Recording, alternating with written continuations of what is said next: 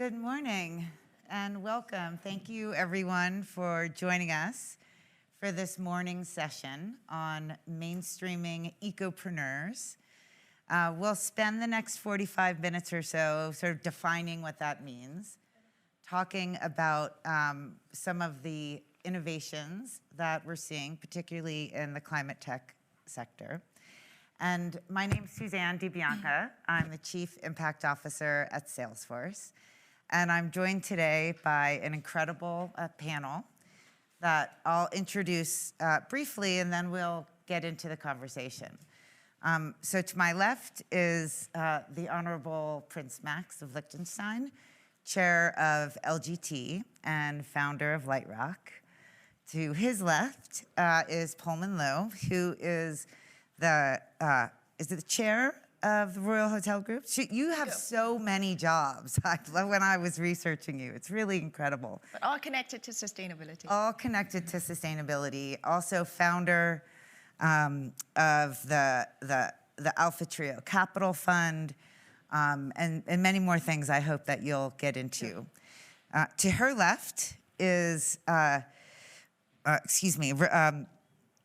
Rebecca, and Rebecca is an incredible entrepreneur out of the Netherlands, who you'll hear her story of the incredible organization that she's founded working on nature restoration.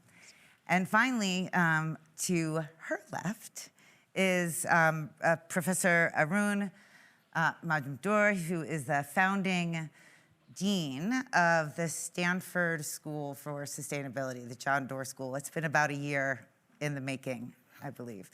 Has an esteemed career in energy, working both for the US government and for Google for some period of time. So I think we cover sort of a vast range of expertise in this area.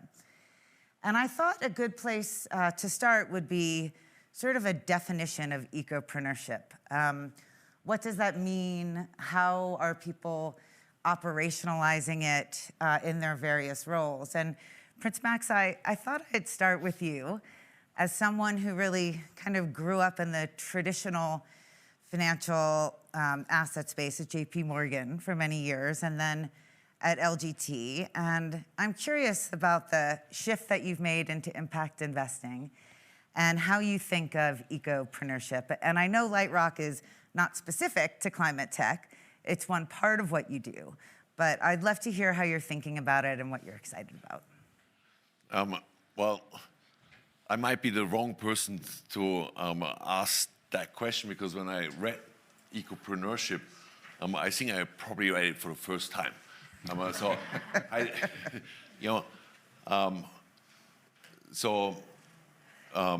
Having said that, of course, I'm incredibly passionate to address climate change, and the broader setup for doing that comes out of LGT, which is a private banking and asset management business where we manage about 350 billion in assets under management, and it's a 100% sort of family-owned business.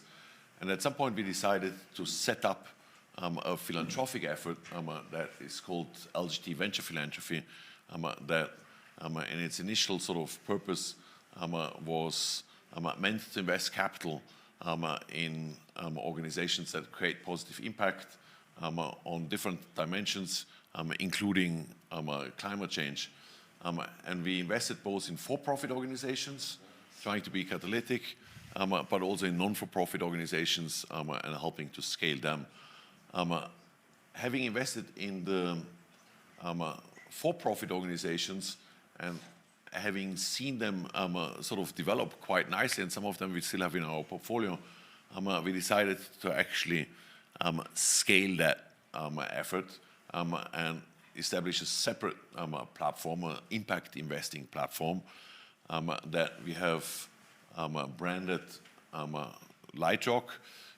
There we have sort of a broader fund that invests in sort of people, planet, productivity teams, but we have also then seen the opportunity to raise a dedicated climate fund. And how do we interact with entrepreneurs and how do I think about it?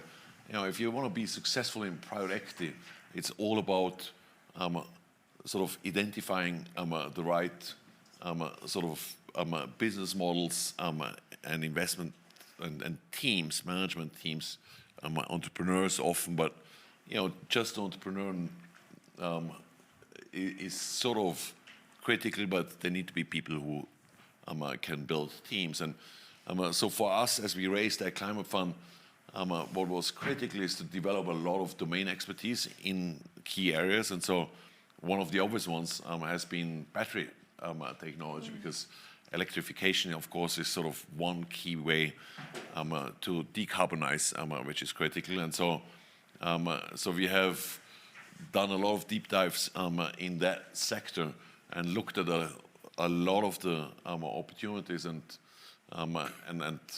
if you then have seen a lot, done a lot of work in a sector, you hopefully will be able to connect with the best entrepreneurs, impress them a little bit because you have deep know-how, and then each sort of organization, or private equity organization, needs to find its sort of,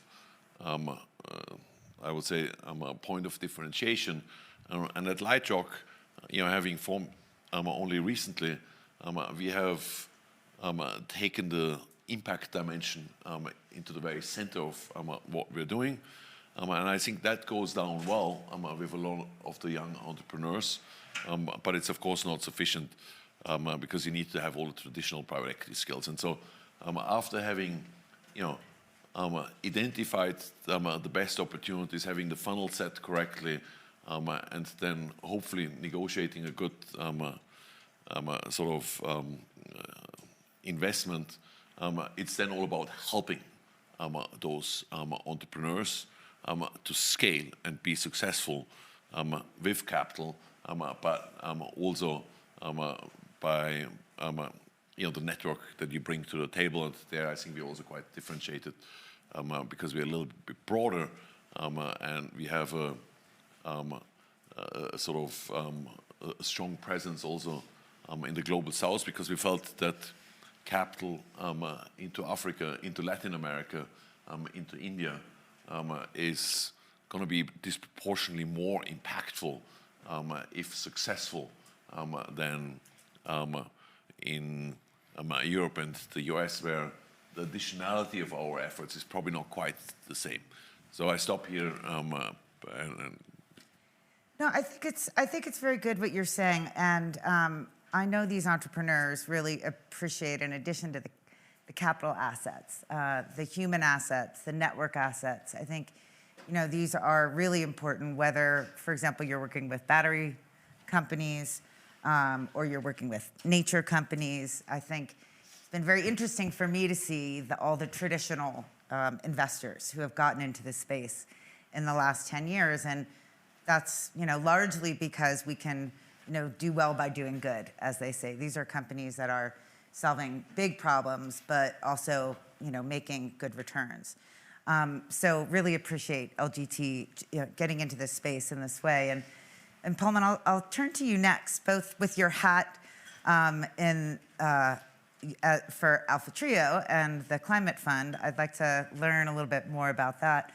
But also in your sort of day job, Royal Hotels Group, in the private sector, how do you think about investing in these entrepreneurs / ecopreneurs, and then bringing the private sector resources to help them scale? Sure. Thank you. It's a pleasure to be here. Actually, as a nature lover and a dog lover, I've always wanted to embrace sustainability and purpose at the core of our corporate strategy. That's why we actually launched the first carbon neutral hotel in Hong Kong 13 years ago, kind of before ESG and sustainability became buzzwords. And we have actually proven that we can do well by doing good, because iClub has done very well in the past 12 years. We have expanded to almost 6 properties in Hong Kong. And in the past decade, we have been investing in a number of impact green tech ventures with actually great success. What's most encouraging is that we find that these ventures actually do well because of the impact they deliver, rather than in spite of. So contrary to public belief that there needs to be a trade-off, actually they are profitable precisely because they're helping us solve environmental challenges. And I'd say that, actually sustainability is truly the defining challenge of the century, the greatest transition that we have to make in the history of mankind to, reduce our dependence on fossil fuel, to completely do away with it.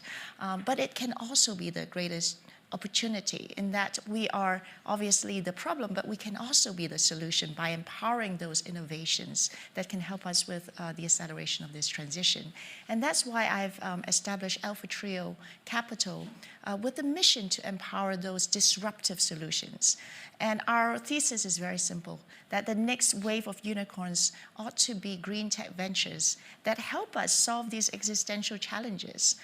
And we feel that, technology obviously is disrupting each and every facet of our lives, but they can also help us reduce emissions at scale across even the toughest sectors. That's why we are very excited, for example, about prop tech, about clean tech, and also agriculture and food tech. In Asia, again, we really are, unfortunately, lagging behind in terms of impact investing. Asia obviously is where the greatest growth is, but it's also accounting for 2/3 of the emissions in the world. Of the total AUM dedicated to impact investing, we only account for 17%. And that's why I feel that we really have to catch up. There needs to be a sense of urgency in driving capital into this impact space. And that's why I've established Alpha Trio Capital as an impact partner for a lot of the startups, so that we can help them with their ESG strategy to help them measure their impact and outcomes. And also we are the commercial partner because, with our hotel operations and also our other partners in the fund, we provide an ecosystem for them to really test their solutions, to fine-tune their business model and connect them with all the resources and connections they need to scale and become unicorns. So I think really we need to collaborate, because they don't need just capital, they need resources, they need our network. And thirdly, we are the Asian partner, because actually, especially in this part of the world, there are a lot of very cutting-edge inventions, and yet the local market probably is not as large as it is in Asia. So that's why we want to really help to facilitate technology exchange and knowledge transfer by being their Asian partner, to help them build the local team, to be, to build local JVs and to penetrate through Asia. So 17%, moving the needle up into the 20s, I think is a... Well, hopefully more. I mean, if we account for 2/3 of the emissions, we ought to be. And certainly, if we look at the world's population, Yes. I think and a lot of innovation is coming out of that part of the world as well. So thank you for your leadership there. And Rebecca, I'll come back to you in a second, but I want to get a sense, Arun, from your perspective in academia, but you've also been an operator. One thing that we've heard the word scale a number of times. I've heard you say that, it's easy to start up, but scale up is very different. And I really like what I've heard about how you're thinking about this School for Sustainability in the context of kind of a cross-disciplinary approach, an accelerator approach. And so I'm interested to maybe have you tell folks here a little bit more about that and what you're learning about both the need for cross-disciplinary knowledge and expertise, but also in the context of being able to scale. Well, first of all, thanks to the Economic Forum to bring us all together. And also thanks to Mark for his leadership on this ecopreneurship. And we have, with his support, launched a program between GSB, the Graduate School of Business, and the Door School on Ecopreneurship. But since you asked me, let me sort of step back and talk about the the scale of the challenge, right? And Pullman referred to that. You got a $100 trillion economy, global economy, 8 billion people going to 10 by mid-century. And we need to shift that whole economy, which is largely based on fossil fuels. We need to shift the whole economy in the next 20 to 30 years, something that got built up over 150 years, right? That's the magnitude of the challenge, right? So we need solutions. And the solutions have to be cheaper, better, faster, right? We went from, if you look at some of the pictures in New York City in the early 1900s, we went from horse carriages to cars because the poop from the horse carriages was an environmental problem. And you came to cheaper, better, faster, right? And the same thing needs to happen. Now, if you look at what solutions we have today, solar, wind, batteries. The first lithium-ion battery commercial came out in the early 90s. It took 30 years to scale that to where we are today, and now we can think about electric vehicles. Same thing with solar, it took even longer. And wind even took even longer, right? Windmills have been around for a long time, but not at this scale, right? So if you think about what solutions are needed to transition the whole economy, there's much more. Like, how do we make zero carbon steel, cement? Right. If you don't do that, we're not going to solve the problem. Food is 25% of the global emissions. We got to decarbonize that, right? So you think about each of these threads, and we did the numbers. If you do the numbers, just take grid scale storage. We know we need that. It's a $1 trillion per year sector. So you take lithium-ion batteries, that's $1 trillion. You take food, that's multi-trillion dollar. So if you are to solve this problem, we are at the cusp of launching, the world is cusp of launching multiple trillion-dollar businesses in the future, right? This is the time. So if you're an entrepreneur or ecopreneur trying to help the transition, this is the best time to be around. In fact, I wish I was a graduate student right now or an undergraduate, because the opportunity is amazing. Yeah. And we can make commitments, right? The COP28, we want to transition away from fossil fuels. I love that. But we're not going to be able to transition unless we have solutions. That's right. And the solutions have to be cheaper and better and faster, right? So that is the opportunity. And one of the things that most academic institutions are fairly good at is to get startups. But, and in our ecosystem, Stanford has a history of doing that. And we do that every year, at least 30, 40 startups that come out. But we're also realizing that this is not software, right? This is different.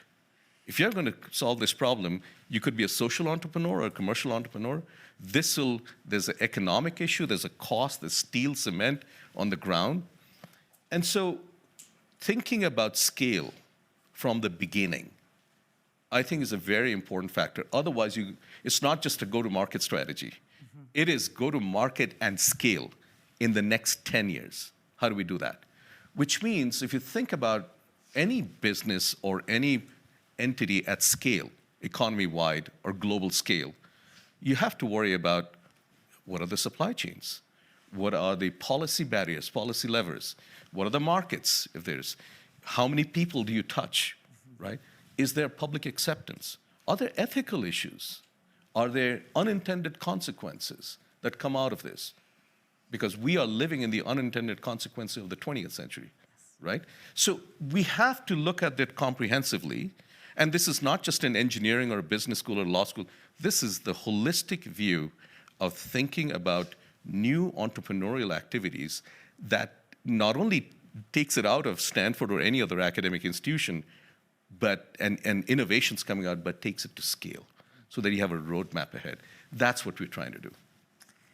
That's brilliant, and interested to hear more about some of the companies that you're working with, some of what you've learned in the last year. And I think before that, we'll move to an actual ecopreneur, Rebecca Brassier, and I'm sorry I blanked on your name as we were sitting down, as we were walking together in the cold coming here, who runs an incredible organization called Land Life, and has done a really nice job, I think, in this context of scale over the last 10 years. So can you tell us a little bit about the company and about what you've learned? Sure, yeah. So we restore nature, and on some level, we believe that we are creating the most valuable product in the world. You know, half the world's GDP depends on nature. And then probably the other half depends on that half that depends on nature. So it is part of our life and is part of our economy. And to Arun's point, it's a hardware business. Restoring nature is a hardware business. We use software, we develop software to make our job easier on the ground, because everything that we do is to focus on the scale, quality, and efficiency of nature restoration. We simply don't have time. The challenge is very big with 2 billion hectares of degraded land. And we are creating a product that is still, unfortunately, dwindling in supply. So we have to be very creative with both our software and our hardware solutions to get the job done. So our software tells us where to plant. You know, with all the innovation in remote sensing, we can easily parse out land parcels that have both the economic and ecological potential for reforestation. We've developed clustering algorithms that tell us these are similar planting conditions and locations, which helps us derive the species mix, the species density.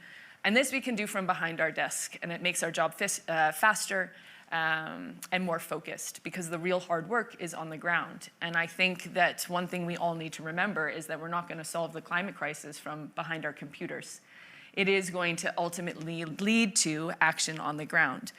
And the investments in technology are so important, because the real challenge is getting landowners on board, working with the nurseries that are, you know, multi-generation mom and pop shops that are not remotely ready for the scale that's going to be required to restore what we have lost and will continue to lose as we make this transition, because economy by nature is extractive. So we have to find a way to replenish it even through this transition. The energy transition alone won't solve our biodiversity crisis and our nature loss. So everything that we focus on is about that scale question. And how do we move from 100 hectares to thousands of hectares to tens of thousands of hectares? And a lot of that can be done through technology, but a lot is also through the convening power of organizations like this, and thinking about we have to take a landscape level approach to how we design nature restoration.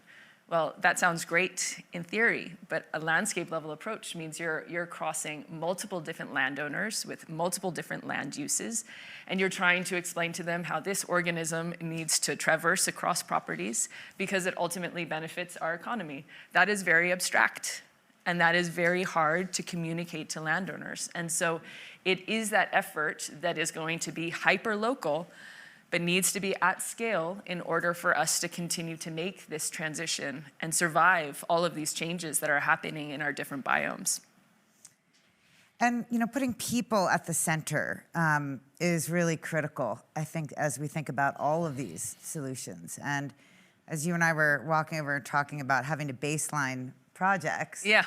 and saying what that means is you have to go to the neighboring farm next door and sort of explain you know, what you're doing. People are not always friendly, don't always sort of understand. And so I think putting people at the heart of it is really key.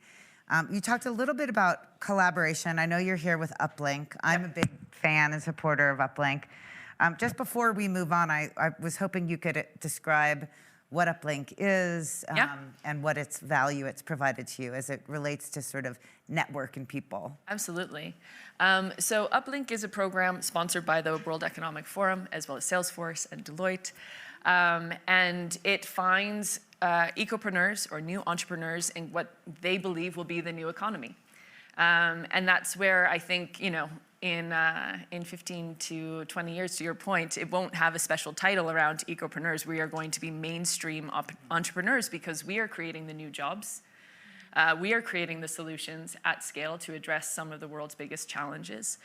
And I think that the forum has had insight into that, and how do we integrate businesses at a much earlier stage, such as mine, into these types of dialogues and conversations, because this is the future of the economy. And so we represent, we're here representing 10 different pillars. So I'm here representing nature, but I also have colleagues here representing oceans, urban transformation, water use, kind of agriculture, precision agriculture. And they have brought us together from across the globe to also exchange our own ideas as a community of entrepreneurs in the new economy, and then to connect us on forums such as this. It's a real privilege. And it's a great exchange of ideas between sort of new companies and institutional players. Well, thank you, and thank you for representing Uplink. Thank you for doing it so well, and for the incredible impact that you've had. Prince Bex, I'll come back to you in terms of, there's been a lot of challenges in the state of the world in the last, 12 months, one of which has been the carbon markets, of which you work very deeply in, Rebecca. Yep. And I know Lightrock has been thinking a lot about this space, as have Arun and you, and Pullman, maybe you as well. I'm wondering if you could talk a little bit about that in terms of the moment that we're in, both in terms of the challenges and the opportunities that are going to come as a result of the turbulence that we're seeing today. Sure. So, thinking about sort of the carbon markets, I think that what it tries to accomplish is to integrate the externalities, the positive and the negative ones, into the economy and into business models, and thereby sort of lead to a better asset allocation, right? That's sort of the overall objective, and clearly, that objective is spot on and incredibly important. And if that would have sort of been established earlier, and we would have sort of found the right systems, we would all be in a much, much better place. So we are still in the process of optimizing this sort of these carbon schemes, and they're different ones. They're the ones that try to address the emissions and to reduce those, and they're incredibly important because hopefully they will overall sort of bring down the emissions by putting a price on emissions and on carbon, or a cost. I think those are now fairly well established. There's quite a bit of experience, and they're scaling quite nicely around the globe. You can also invest with, in those markets, which we are doing. It's actually a nice little side asset, niche asset class that generates good uncorrelated returns. I'm quite happy this year making sort of above 10% on one external investor that is doing that. And the other one, which is the more challenged one, is the voluntary carbon market segment, which tries to basically give rewards for mainly sort of reducing the or protecting our natural carbon sinks, and that such as protecting our sort of forests, our natural ecosystems. That type of sort of positive work has not gotten the economic rewards that it should have deserved. And if we get these right, it will also be incredibly important, because in order to fight climate change successfully, we need to accomplish two things, right? We need to decarbonize on one hand, but we also need to protect our natural carbon sinks, which are mainly the most vibrant ecosystems that we have out there, the rainforests and so on. And there we are jointly on the board of South Pole, which is a company that has been a pioneer in that field. that has faced some challenges that are not just South Pole challenges, but they're actually broader sort of market mechanism challenges that we will need to address. And hopefully sooner rather than later, I'm confident that we will get there because we have to. But urgency is, of course, incredibly high around climate change, and that's what, I guess, brings us all together here. That's right, and I think that I'm hopeful that on the other side of this will become better standards, higher quality of projects, and to your point earlier, Rebecca, I mean, we're not only in a climate crisis, we're also in a biodiversity crisis. So we can't back off on investing in nature. It's too important for the fragile planet that we live on in so many areas. I just want to check to see, are we doing a Q&A at the end of this? Should I be holding a little bit of time for that? Okay, well, is that a yes? Okay. Okay, then I'll just ask maybe one more question and come back. I'm going to shift gears a little bit and, Pullman, kind of go to you around AI. So, you know, we're seeing that everywhere this year at Davos. It's the theme. There's a lot of innovation happening in this area. We've been investing in some entrepreneurs that are working on AI solutions as it relates to the climate crisis. And for yourself and also for you, Arun, I'm really interested in what you're seeing in this space and what you're excited about, and also, you know, what you see the challenges might be. And Fritz Max, Rebecca, feel free to weigh in on the AI question as well. Sure, maybe I can just go quickly. Please. So, you know, to Aaron's point, we really have to do this quickly. Otherwise, we're simply running out of time. And luckily, we can harness on the power of AI. So, for example, in the prop tech sector, smart energy saving solutions, smart building management systems can really help optimize the use of energy in buildings. So in Asia, because of the weather, buildings can account up to 50% of emissions because we have to turn on the aircon all the time. But because of AI, we can really precisely use energy to the best extent and also save on air conditioning, save on everything. And in terms of clean tech, that can also help optimize the use of renewable energy and also precision farming. So to this day, there are still 9 million people dying of hunger. And also because of biodiversity loss and climate change, you know, our food supply is becoming more and more jeopardized. So as the world population soars to, you know, 10 billion, we simply have to grow more food by at least maybe 60%. Luckily, again, we can leverage on AI.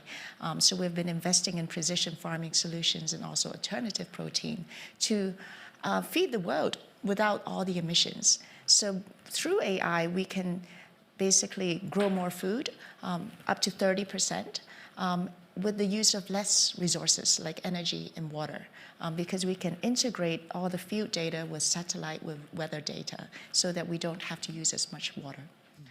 Yeah. So you're seeing innovation many places, one of which is the food and agriculture sector in particular. Can you just talk a little before we hear from you, Arun?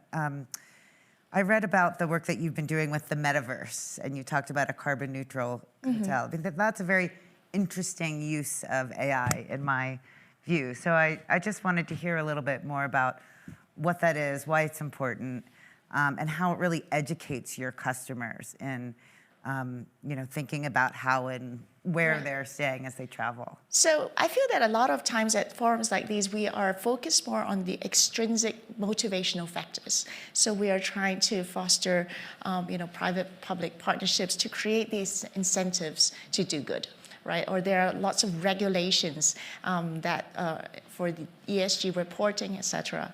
But ultimately, we have to get to the root of the problem, and that is actually overconsumption and also lack of appreciation of the interconnectedness of all, which is why I feel that actually the ultimate root of the problem can can only be addressed by changing behavior.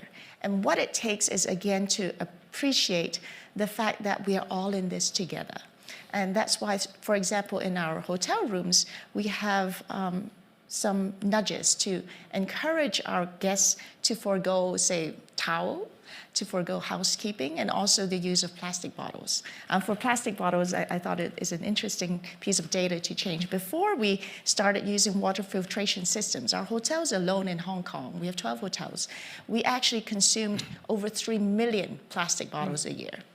But because of a water disinfection technology from Stanford by Professor Yi Choi, we are able to use that groundbreaking technology to disinfect water at cost and also switch over to water filtration. So we have actually saved on a lot of carbon emissions that way. And also by giving the incentives to our consumers and also educating them about, you know, the externalities of all these uses, all the non-eco-friendly choices, we can actually foster long-term behavioral change. And I think that is the key to the transition. I would like to support the point that you know, value systems, cultures, I would say culture, value system, and then that translates into behavioral patterns that we either don't want to see anymore, or that we want to support. You know, that theme has been grossly underestimated, and I think it's a root cause of a lot of the problems. And you know, I come from a sort of small country and from a family that has been both sort of a tradition in politics and in business. I think culture and values and behavioral characteristics, you know, can be driven starts at the family level, typically, right? Hopefully, you sort of get a lot of that sort of right from the beginning. Then you go through school, and that's where you should get reinforced as well. Then hopefully, you work at a business that again sort of doesn't tolerate the bad behaviors, and you know, make sure that there are no plastic bottles. I mean, here in Switzerland, the notion that you know, still water is being sold in plastic bottles is totally ridiculous. I mean, the water that you get from the tap for free is just, you know, 100 times better. And any plastic bottled water in Switzerland should be not tolerated, right? So again, so culture at the corporate level, a huge opportunity, and you know, LGT has done pretty well over the last sort of decades. One of the key success factors, I'm firmly convinced, excellent culture, huge differentiating factor, and even at the state level, and you know, if I think about different countries and how I would sort of define the culture, it's just incredibly important. I mean, the culture in the US over the last 40 years, I've been going to the US now for a very, very long time, it has just shifted dramatically. And you know, there are a number of reasons for that. But you know, it can deteriorate, but it can also reverse. So I think you know, we need to do the right things from a business perspective, and you know, sort of investing and but coming back to your point, I think culture is one where we need to work at much, much harder and much more consciously. I agree, and Arun, I'm going to give it to you for the last word. And but what I will say is a fun fact on Pullman, as I was doing some research, is you have a master's in Buddhist studies, Yes, don't you? And I can see that come through the way that you approach your work, and so I really appreciate that. And thinking about how do we take it from the extrinsic to the intrinsic, behavior change being core part of that, culture being core part of that, engaging people being core part of that. So we'll leave a few minutes for questions, but Arun, anything that you want to add? Anything around AI? Anything that relates to culture of this last bit of the Very conversation? quickly, I'll give you 2 examples. One is that with AI, I think it's fair to say that we are going to have some kind of a personal assistant of some kind that knows you and can help you do things, right? I think that's coming. Yeah. It's already almost there. Yeah. So if that's the case, one of the things we are looking at, we have, in fact, in our new school, the whole department and a thread of environmental behavioral science. And with faculty from the business school, from other parts of the school, all joining the Door School.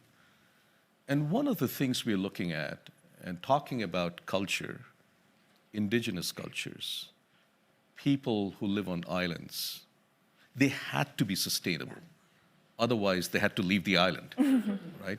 We are on a Earth as an island, right? So, and Buddhism or other religious, multi-religion. In fact, we are hosting a multi-religious faith meeting in February.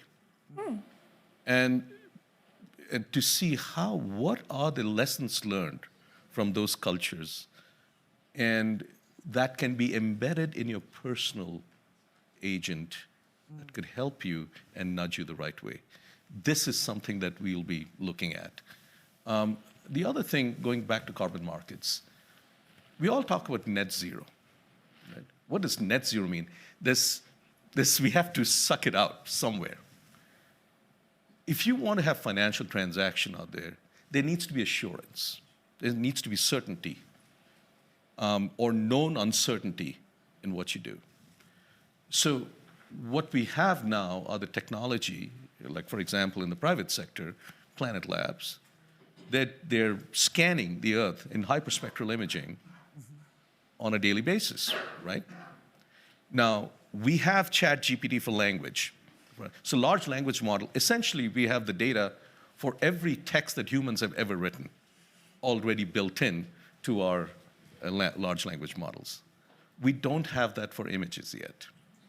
And I think what we are going to see is taking those images and looking at, with precision, where is the kind of things agriculture can do, where is the carbon, and it's not just where it is carbon today. If there's a wildfire or some other disease, the carbon goes away. And we have to keep stock of that on a regular basis so that we can enable a carbon market.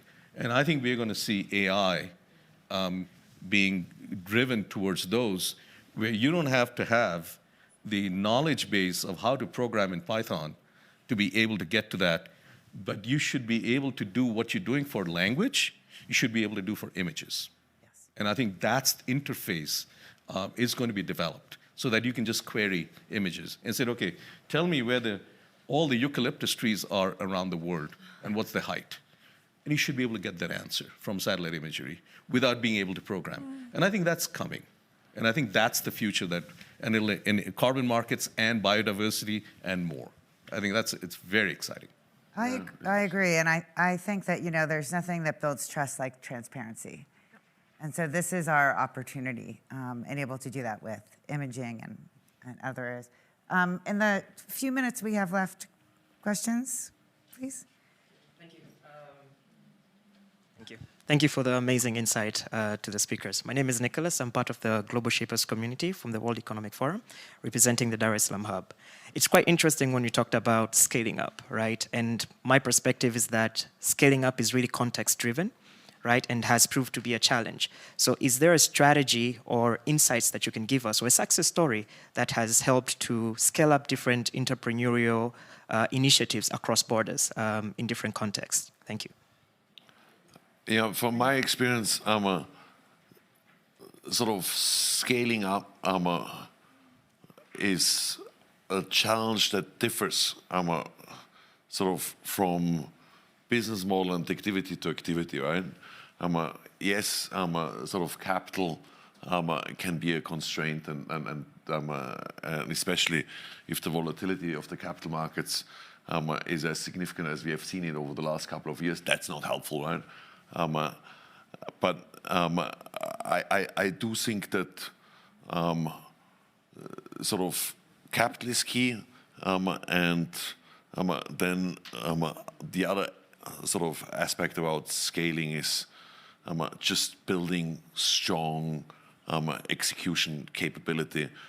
That's and that again comes from building strong management teams, and for entrepreneurs, what is very hard, I find, coming back a little bit to the values, is you need to you start small and humble, and you don't have access to the best people, and then you sort of get more capital, and you become more successful, and you have had your sort of loyal buddies from the first moment.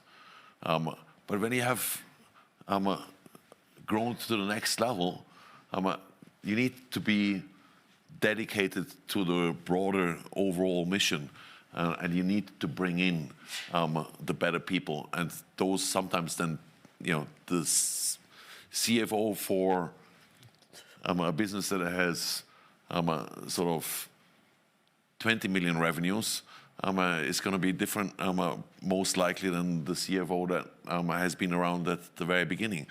And these changes are really tough because they're often in contradiction with other.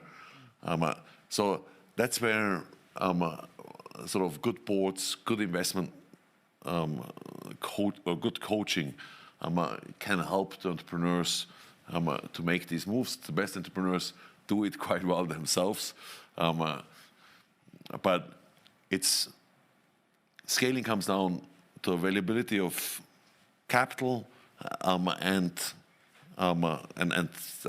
building increasingly strong teams that have strong execution power, and then partly, and that's where the difference is between the software models and the hardware, and a lot of the decarbonization is going to be hardware, and a lot of the, as it was already pointed out, and that is just, you go through learning curves, and there is no, you can try to go through them faster, and that's what all good entrepreneurs try to do. But there's always going to be a learning curve, and things build on each other and so on. So there we just should have started a little earlier. We try to sort of be as fast as possible, but that's just going to take time. I think it's also the intrinsic belief that you have as yourself that the amount of effort, time, and resources that you are doing to do something small is the exact same amount of time and effort and resources to do something big. And if you keep that at the forefront of your mission, of your operations, of your growth and learning curve, that helps you get to scale, because it's the same heartache, it's the same sweat, blood, and tears for something small as it is for something big. And so you have to keep that at the forefront of your teams and operations. I like that, yeah. Thank you, and I'm glad as an operator on the panel that you were able to sort of have the last word on that, because sadly we're out of time, and I don't think we can go any further, but certainly I'm available after the session for any follow-up questions, and I really want to thank the panel for your perspective, for your wisdom and your insight, and to all of you for joining us this morning. Enjoy your week. Thank you.